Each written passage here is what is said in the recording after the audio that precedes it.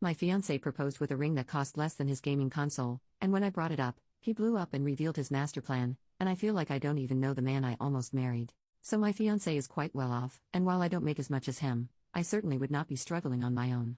He rotates between a few very expensive watches that he wears to work, and while we have a good grasp on financial literacy, we aren't shy about spending for the important parts of life. We openly share finances, so I know he isn't secretly in debt or any such nonsense. The ring is nice and understated, but more of a nice stacker than an engagement ring to show off. The stone, which I'm doubtful of being a diamond, is quite small. It is not heirloom. When friends or family get engaged, there is always the excitement in sharing the news, and inevitably someone will ask to see the ring, and then everyone coos over it, and it's a good time. When I showed mine, the mood got awkward and they feigned excitement just long enough until it was okay to change the topic. This is not a knock on them, they are just terrible liars. I would like to make clear that I am not expecting a 3-month salary ring or an over-the-top wedding. However, this is a piece I will be wearing daily for decades, and is largely considered a symbol of his love. I know not all feel this way, but we do, or at least I thought we did. But I really don't think I'm out of line for thinking of it as a long-term investment piece given the amount of wear it will see and the sentimentality behind it. Surely it is worth more than a gaming console? Am I being a jerk here? Edit. I'm getting a lot of the same questions, so I thought I would put the answers here. We had briefly talked about overall style, and he has access to my jewelry box to know the stuff I typically wear. As the price of the ring wasn't very important to me, the budget for it was never really discussed, which I see as a mistake now, but I didn't realize that this could be a problem. Price is not important so much as I don't care if he spent $1,000 or $100,000 on it, but this ring looks cheap. It is not quality craftsmanship. The dampened excitement of showing off my ring was only a part of my post, the rest being that his drastic low ball on a piece I will be wearing every day for the rest of my life doesn't seem like the symbol of love one traditionally associates with engagement and wedding pieces. It's about having a very wealthy fiancé that invests more into the latest gaming console than he does a lifelong symbol of our love.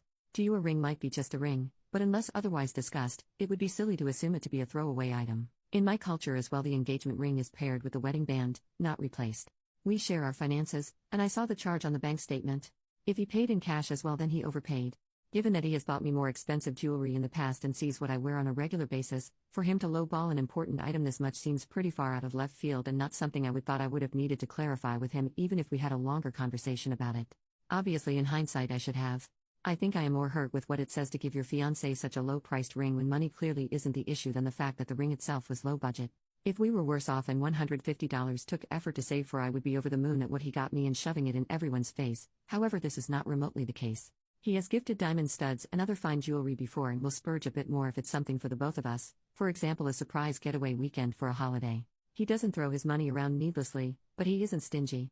To be blunt, it's a cheap ring. In looks and cost. Yes, he could have spent hours picking out the indie jeweler to get the ring that is nothing like what I have or have ever mentioned liking in a much lower price bracket than we would ordinarily spend on just regular accessories. However, I don't feel like I'm making a large leap in assuming he didn't. To me, this is about more than just the fact that he didn't get the exact style I had in mind. I also take exception to the people here acting like being unhappy with the ring means I'm unhappy with the engagement. Nowhere have I ever said this to be the case. Life isn't an all or nothing game. I can be unhappy with the ring while still being madly in love with my fiancé and thrilled to spend our lives together. We will be talking about this for sure, but I know this can be a touchy subject and wanted an objective eye on it first. I will update this post after that conversation. Update. He came home and we were settling down, and around dinner I started the conversation with honey, I'd like to talk about the ring, and before I could finish he just blew up. Started yelling freaking finally and how I'd ruined everything by waiting so long.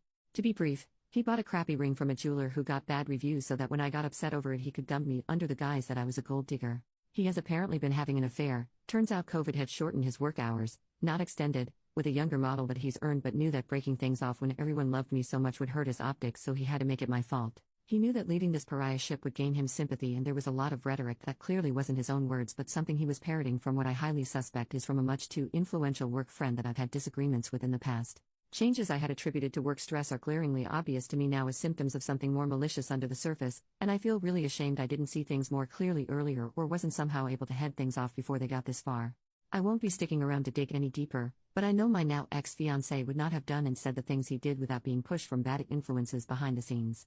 This doesn't mean I forgive him. I think he is incredibly weak and feeble-minded for letting this happen to us, but I also doubt I will be contacting many of our mutual friends as the dust settles. I left in the middle of his tirade around the 15-minute mark and am staying with at my mother's. I haven't cried yet, and I think I'm still waiting for it all to suddenly make sense, but I know logically it might not ever. Thank you to everyone who responded to my post and offered your thoughts. I don't think anyone could have predicted what was going to happen from the information I gave. On the plus side, if there is one, is that I don't have to wear the freaking hideous ring anymore. Latest update: his family did find out, though I believe on a very surface level. I do not reach out, and I do not have contact with many of the people that I considered myself close friends or potential family to. His very harebrained plan for optics was sort of so bad it's good again. Like myself back then, many people don't seem to believe he is capable of that kind of scheme, so they have just decided he didn't. I did try to maintain a couple mutual friends but had to break it off after they would refuse to acknowledge what he did. I didn't need them to take sides, I just wanted friends I didn't have to censor a major life event from. I have heard that at least as of a month ago he and the affair partner were still together. I saw a picture and she is wearing very expensive, and hideously gaudy, jewelry, but it is not on any outsider to judge their relationship. For at least a split second of the photo it looked like they were genuinely smiling at each other, and seeing his dimples again and in that context was very difficult. So no, the pain isn't gone. I did not find a Prince Charming after. I did not make good choices in general in that regard and am now single again. However, I am finally processing and going through true healing that should have started when this all went down and not after some extended self-care that put other areas of my life in jeopardy. I'm fine, not great but better than I was. All things considered, I'm still incredibly fortunate in life, and I am doing my best to celebrate what I do have rather than look at what and who I don't.